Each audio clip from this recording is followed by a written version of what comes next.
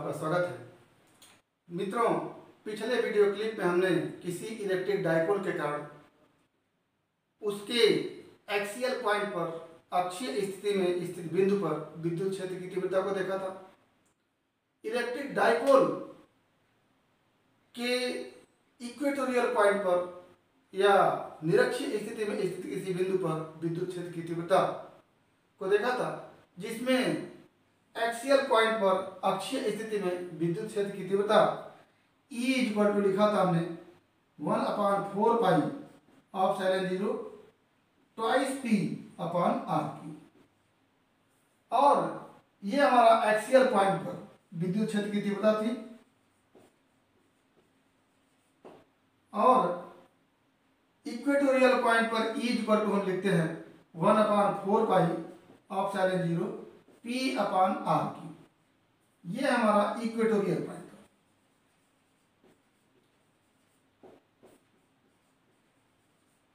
ये electric dipole के कारण एक्सियल पॉइंट पर विद्युत क्षेत्र की तीव्रता और इक्वेटोरियल पॉइंट पर विद्युत क्षेत्र की तीव्रता है, जिसको हम देख चुके हैं।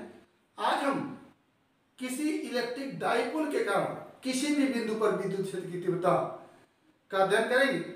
तो किसी भी बिंदु का आशय यहाँ पर है कि जैसे ये हमारा इलेक्ट्रिक डाइपोल है, जिसमें ये -q आवेश है और ये +q आवेश है। तो इसके लिए एक्सियल पॉइंट जो बनेगा, इस हम एक्सिस को ये -q से +q को मिलाने वाली जो लाइन है उसको आगे बढ़ाते हैं। तो ये पॉइंट अगर कहीं मिलता है तो हम इसको कहते हैं एक्सियल पॉइंट। और इस अक्ष के मध्य बिंदु या कह लें डाइपोल के सेंटर से एक्सिस पर अगर हम परपेंडिकुलर खींचे तो इस परपेंडिकुलर पर कोई पॉइंट होता है तो इसको हम इक्वेटोरियल पॉइंट कहते हैं। यानी ये हमारा एक्सियल पॉइंट होगा और ये हमारा इक्वेटोरियल पॉइंट होगा। इसको अक्षीय स्थिति में स्थित बिंदु कहते हैं और इसको निरक्षीय स्थिति में स्थित बिंदु कहते हैं। अब कोई पॉइंट ऐसा हो जो ना तो एक्सिस पर हो और ना ही इसके परपेंडिकुलर हो, यानी ये अगर इस तरह का कोई पॉइंट है ये, तो ये ना तो एक्सियल पॉइंट कहा जाएगा ना तो इक्वेटोरियल पॉइंट कहा जाएगा। तो इस पॉइंट P पर अगर हमको विद्युत क्षेत्र की तीव्रता निकालनी है तो उसको कैसे निकालेंगे, यही आज हम देखेंगे। तो आइए देखते हैं इलेक्ट्रिक डाइपोल के कारण किसी भी बिंदु पर विद्युत क्षेत्र की तीव्रता कितनी होती है, उसको हम कैसे निकालते हैं। तो इस चित्र में हमारा एक इलेक्ट्रिक डाइपोल है जिसके आवेश -q और +q है। तो ये -q आवेश है और ये +q आवेश है। ये -q आवेश और +q आवेश से बना हुआ एक इलेक्ट्रिक डाइपोल है। और इस डाइपोल का मध्य बिंदु O है।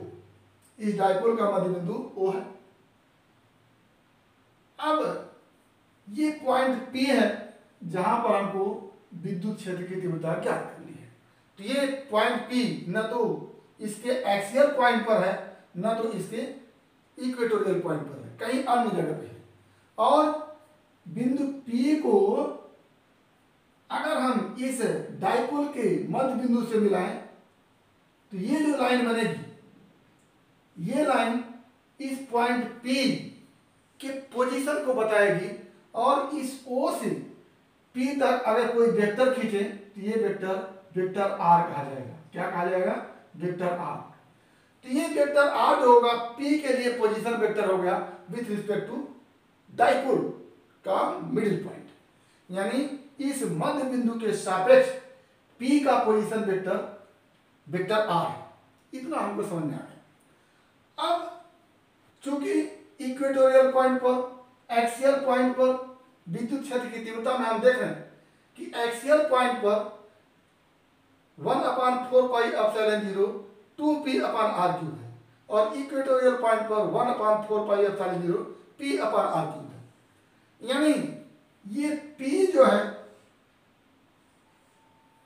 किसी भी बिंदु पर विद्युत क्षेत्र की तीव्रता के लिए एक महत्वपूर्ण फैक्टर है। अब यहां पर इलेक्ट्रिक डाइपोल का डाइपोल मोमेंट P है। ये P डाइपोल मोमेंट P है जो -q आवेश से +q आवेश की ओर है। अगर हम इस इलेक्ट्रिक डाइपोल को यहां खींच दें, ये -q से +q तक जाने वाला जो वेक्टर है वो वेक्टर p है, इलेक्ट्रिक डाइपोल मोमेंट का वेक्टर है, और ये इलेक्ट्रिक डाइपोल हम यहां उठा रहे हैं।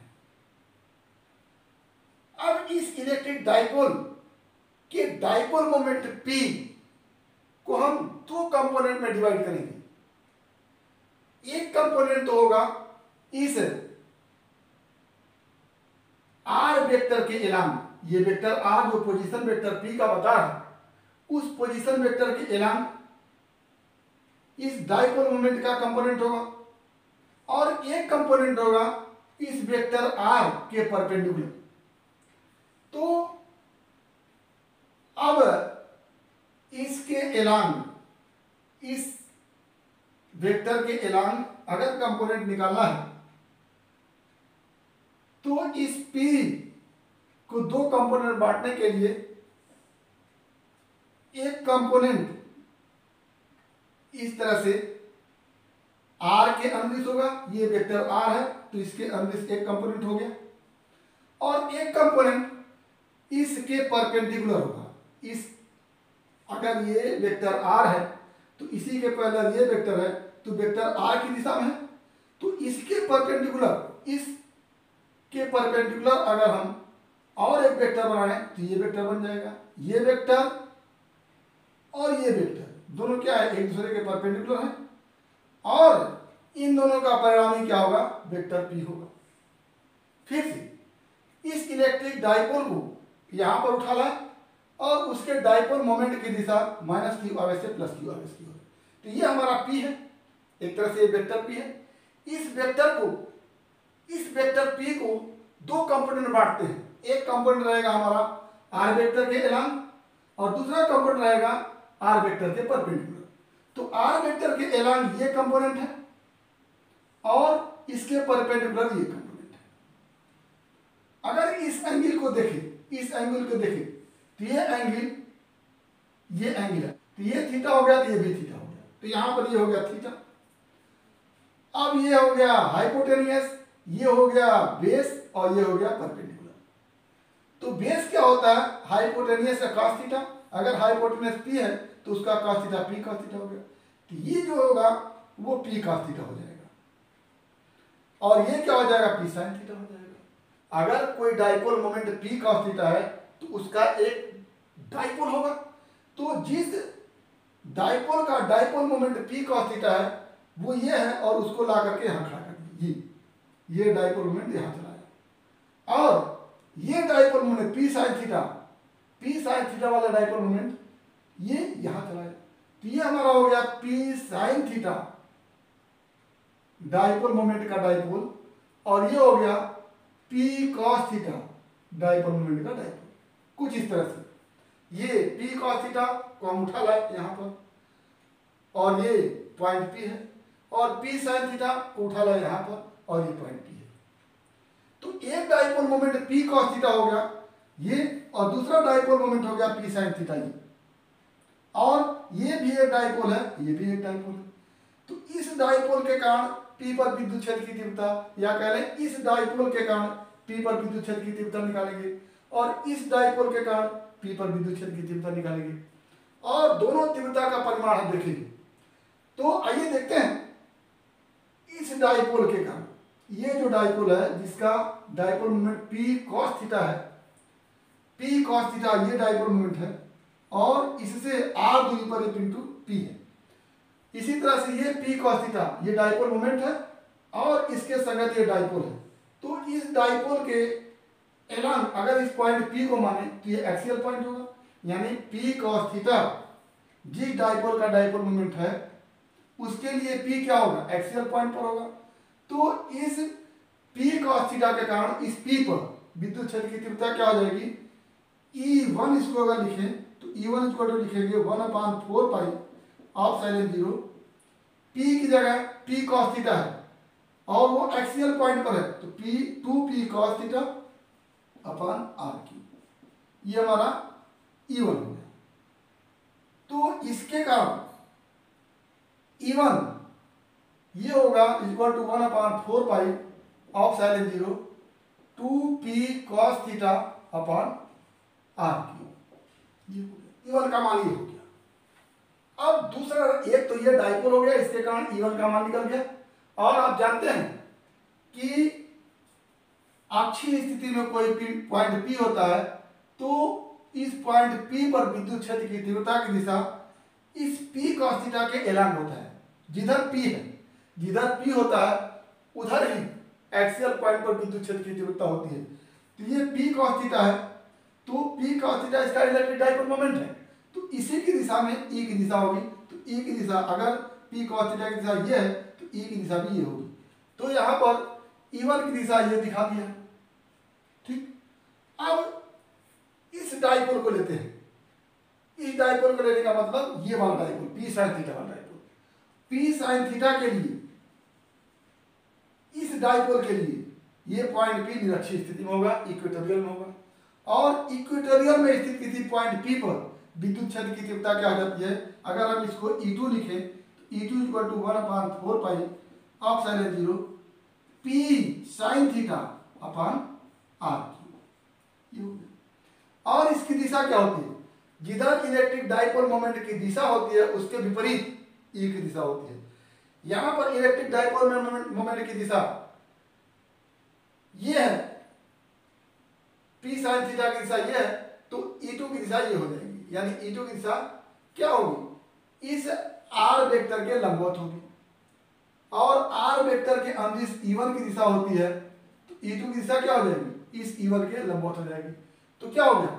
ये E2 की दिशा हो गई P sin थीटा के अपोजिट दिशा में, और E1 की दिशा हो जाएगी P cos थीटा के एलांग, क्योंकि P इस P cos थीटा वाले डाइपोल के लिए एक्सियल पॉइंट पर है और इस P sin थीटा वाले डाइपोल के लिए निरक्षीय स्थिति में है। तो निरक्षीय स्थिति में विद्युत क्षेत्र की तीव्रता की दिशा डाइपोल मोमेंट के विपरीत होती है। डाइपोल मोमेंट इस दिशा में है तो E2 इस दिशा में होगा। और अक्षीय स्थिति में डाइपोल मोमेंट का विद्युत क्षेत्र की तीव्रता की दिशा डाइपोल मोमेंट के एलांग होती है। तो E1 इस दिशा में हो जाएगी, E2 इस दिशा में हो जाएगी, दोनों के बीच का कोण क्या हो जाएगा? 90 डिग्री हो जाएगा। तो E1 का मान हमारे पास मालूम हो गया, E2 का मान मालूम हो गया और दोनों के बीच का कोण मालूम हो गया। तो क्या हो गया? Angle between E1 and E2 क्या होगा? 90। क्यों? क्योंकि E1 इस एक्सिस के एलांग होगा और E2 इस एक्सिस के लंबवत होगा। तो E1 और E2 का डायरेक्शन क्या हो जाएगा? एक दूसरे के लंबवत हो जाएगा। यहां पर P sin थीटा के लिए विद्युत क्षेत्र की तीव्रता E2 है, P cos थीटा के लिए विद्युत क्षेत्र की तीव्रता E1 है और दोनों एक दूसरे के लंबवत। तो ऐसी स्थिति में यहां पर परिणामी विद्युत क्षेत्र की तीव्रता क्या हो जाएगी? दो वेक्टर एक दूसरे के लंबवत हो तो उनका परिणामी क्या होता है? अंडर रूट में E1 का स्क्वायर प्लस E2 का स्क्वायर हो जाता है। क्या लिखेंगे? अब एंगल बिटवीन देम कितना हो जाएगा? 90 डिग्री। क्या लिखेंगे? बिंदु P पर परिणामी E इक्वल टू, ये दोनों एक दूसरे के लंबवत है तो लिखेंगे E1 square plus E2 square एक दूसरे के लंबवत है तो अंडर। तो परिणामी E इक्वल टू क्या हो जाएगा? ये E1 का square 1/4 pi of sine 0 twice P cos theta बटा R क्यूब का whole square plus 1/4 pi of sine 0 P sin theta by R cube का होल स्क्वायर। अब इसको जब हल करेंगे और ये अंडर रूट में है पूरा, तो यहां से E equal to 1/4 pi of sine 0 P upon R cube तो बाहर निकल आएगा और ये क्या बचेगा? अंडर रूट में 4 cos square theta plus sine square theta. ये हो गया।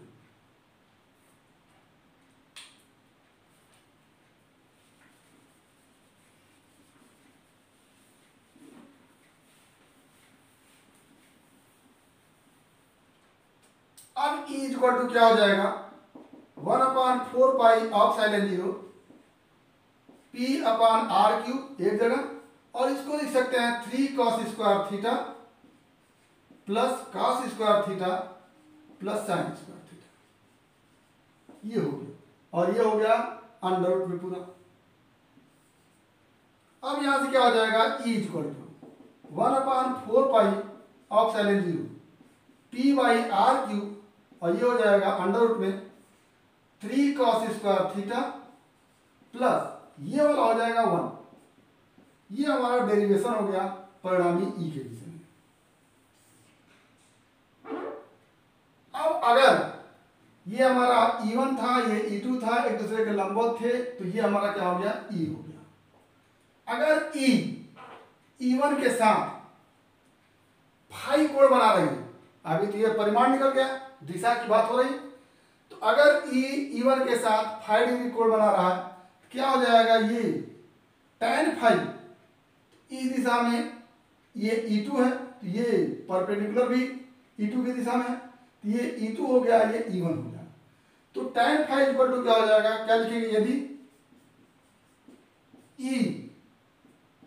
E1 के साथ फाई कोण बनाती है, तो tan phi equal to E2 upon E1। तो हर करेंगे tan phi equal to 1/2 tan theta. ये यानी परिणामी जो विद्युत क्षेत्र की तीव्रता होगी E1 से कितने एंगल पर होगी, फाई एंगल पर होगी, और वो उसके लिए tan फाई इक्वल टू होगा 1/2 tan थीटा। तो ये तो हमारा हो गया डायरेक्शन। आगे हम देखेंगे कि पहले कंडीशन में यदि ये पॉइंट P एक्सियल स्थिति में होता, तो एक्सियल स्थिति में होता तो कहीं इधर होता, तो ऐसी स्थिति में ये थीटा क्या हो जाता, ऐसे करके आते 0 हो जाता, यानी एक्सियल पॉइंट के लिए थीटा का मान 0 होता, और इक्वेटोरियल पॉइंट के लिए ये इस तरह से परपेंडिकुलर हो जाता, तो ये थीटा क्या होता 90 डिग्री हो जाता। तो एक्सियल पॉइंट पर विद्युत क्षेत्र की तीव्रता क्या होगी, यहीं से निकाल सकते हैं। केस फर्स्ट, प्रथम स्थिति, यदि बिंदु P अक्षीय स्थिति में हो, तो थीटा इक्वल टू क्या हो जाएगा 0, तो E इक्वल टू क्या हो जाएगा, यहां पर थीटा का मान 0 रखेंगे, तो ये हो जाएगा cos स्क्वायर 0 का मान 1, 3 इंटू 1 3 हो जाएगा, प्लस 1 4 हो जाएगा। क्या हो जाएगा 1/4 pi of silent zero 2P upon R cube. यानी अक्षीय स्थिति में यदि बिंदु P हो, तो यहां पर थीटा रख करके हम अक्षीय स्थिति वाला फार्मूला ये निकाल सकते हैं। और दूसरा केस, यदि बिंदु P निरक्षीय स्थिति में हो, तो थीटा इक्वल टू क्या हो जाएगा, ये निरक्षीय स्थिति में इक्वेटोरियल पॉइंट पर है, तो ये वेक्टर r इस तरह से लंबवत हो जाएगा, यानी थीटा इक्वल टू 90 डिग्री हो जाएगा। क्या होगा 90 डिग्री, तब E इक्वल टू क्या हो जाएगा, तो E equal to 1/4 pi of silent zero, यहाँ पर थीटा का मान क्या रख देंगे 90 रख देंगे, तो ये पूरा पोर्शन क्या हो जाएगा 0 हो जाएगा, केवल 1 बचेगा, यानी P अपॉन आर क्यूब हो जाएगा, जो कि इक्वेटोरियल पॉइंट पर E के लिए फार्मूला है। ये फार्मूला क्या हो गया, ये हमारा रहा किसी भी बिंदु पर विद्युत क्षेत्र की तीव्रता के लिए formula E equal to 1/4 pi epsilon 0 P upon R cube 3 cos square theta plus 1। तो इसमें देखना क्या है, इस जो हमारा इलेक्ट्रिक डाइपोल है, इसके डाइपोल मोमेंट को दो कंपोनेंट में बांटना है। एक कंपोनेंट वेक्टर आर के अनुदिश होगा, और दूसरा कंपोनेंट वेक्टर आर के परपेंडिकुलर होगा। वेक्टर आर के अनुदिश जो होगा वो कंपोनेंट रहेगा P cos थीटा, और इसके परपेंडिकुलर कंपोनेंट रहेगा P sin थीटा। तो P cos theta electric dipole moment वाले डाइपोल के लिए P अक्षीय स्थिति में हो जाएगा, तो P cos थीटा इस फार्मूले में हम क्या रख देंगे, P की जगह P cos थीटा रख देंगे, तो E1 निकल जाएगा इस डाइपोल के लिए, और P sine theta dipole moment वाले डाइपोल के लिए ये पॉइंट क्या हो जाएगा, निरक्षीय स्थिति में हो जाएगा। एक डाइपोल ये हो गया, दूसरा डाइपोल ये हो गया। इस डाइपोल के लिए पी अक्षीय स्थिति में, तो अक्षीय स्थिति का फॉर्मूला लगा देंगे। इस डाइपोल के लिए पी निरक्षीय स्थिति में, तो निरक्षीय स्थिति का फॉर्मूला लगा देंगे। तो यहाँ पर पी कॉस थीटा हो जाएगा, यहाँ पर पी साइन थीटा हो जाएगा। अब इस डाइपोल के लिए ई की दिशा क्या हो जाएगी, डाइपोल मोमेंट के अनुदिश यानी इसी दिशा में क्या हो जाएगा, ई हो जाएगा। और इस डाइपोल के लिए ई की दिशा क्या हो जाएगी, पी साइन थीटा इस डायरेक्शन में है, तो ई का डायरेक्शन इसके विपरीत हो जाएगा, यानी ये ई का डायरेक्शन हो जाएगा। और दोनों E1 और E2 क्या हो जाएंगे, एक दूसरे के परपेंडिकुलर हो जाएंगे। तो यहाँ पर परिणामी ई क्या निकल जाएगा, अगर E1 E2 परपेंडिकुलर है तो E1 का स्क्वायर प्लस E2 का स्क्वायर अंडर रूट में क्या हो जाएगा, परिणामी ई हो जाएगा। अब E1 का मान रख देंगे, E1 का मान हमारे पास था ये इस तरह से 2p cos थीटा और E2 का मान था p sin थीटा। तो ये इसका स्क्वायर करके हम यहाँ पर रख देंगे, तो हमारे पास ये अंतिम फॉर्मूला बन के आएगा E = 1/4πε0 p/r³ 3 cos square theta + 1। और यदि E इस E1 के साथ 5 डिग्री कोण बना रहा हो तो tan φ हो जाएगा ये लंब परपेंडिकुलर बटे बेस, और परपेंडिकुलर किसके डायरेक्शन में, E2 के डायरेक्शन में। तो परपेंडिकुलर की जगह E2 लगा देंगे और बेस की जगह E1 लगा देंगे, तो E2/E1 हो जाएगा tan φ और E2 का मान और E1 का मान जब आप रखेंगे तो हो जाएगा tan φ 1/2 tan थीटा। तो ये हमारा डायरेक्शन हो गया। अब दो स्थिति आती है कि यदि बिंदु P कहाँ हो, अक्षीय स्थिति में हो, तो अक्षीय स्थिति के लिए क्या होगा, अब ये P अगर अक्षीय स्थिति में यहाँ हो जाए तो ये थीटा क्या हो जाएगा, 0 हो जाएगा। तो थीटा = 0 रख के मान रखेंगे, तो ये अक्षीय स्थिति का फॉर्मूला बन जाएगा एक्सियल पोजीशन का, ठीक, एक्सियल पॉइंट के लिए। और यदि P निरक्षीय स्थिति में हो तो ये पॉइंट P कहीं यहाँ जाएगा, तो ये वेक्टर R जो होगा परपेंडिकुलर हो जाएगा, यानी थीटा का मान 90 हो जाएगा। जब थीटा का मान 90 यहाँ रखेंगे तो ये पोर्शन पूरा क्या हो जाएगा, 0 हो जाएगा, केवल 1 बचेगा। तो ये रिजल्ट बन के आएगा, ये कहाँ रहेगा, इक्वेटोरियल पॉइंट पर। तो ये हमारा आज रहा कि इलेक्ट्रिक डाइपोल के कारण किसी भी बिंदु पर विद्युत क्षेत्र की तीव्रता का फॉर्मूला ये रहा, और दो कंडीशन लगा करके हम एक्सियल पॉइंट का फॉर्मूला निकालिए और इक्वेटोरियल पॉइंट का फॉर्मूला निकालिए। तो इस तरह से ये हमारा इलेक्ट्रिक डाइपोल के कारण किसी भी बिंदु पर विद्युत क्षेत्र की तीव्रता से संबंधित से उम्मीद करते हैं कि आपको समझ में आया होगा। अगर इसमें किसी प्रकार की समस्या हो तो आप हमारे YouTube चैनल पे कमेंट बॉक्स में कमेंट करेंगे, और यदि पसंद आया तो प्लीज़ लाइक करेंगे, शेयर करेंगे, साथ ही हमारे YouTube चैनल को सब्सक्राइब करेंगे ताकि इस तरह के वीडियो क्लिप का नोटिफिकेशन आपको मिलता रहे और आपके फिजिक्स की मुकम्मल तैयारी होती रहे। तो आज बस इतना ही, अगला टॉपिक वीडियो क्लिप में एक बार फिर आपके भविष्य के लिए बेस्ट ऑफ लक। धन्यवाद।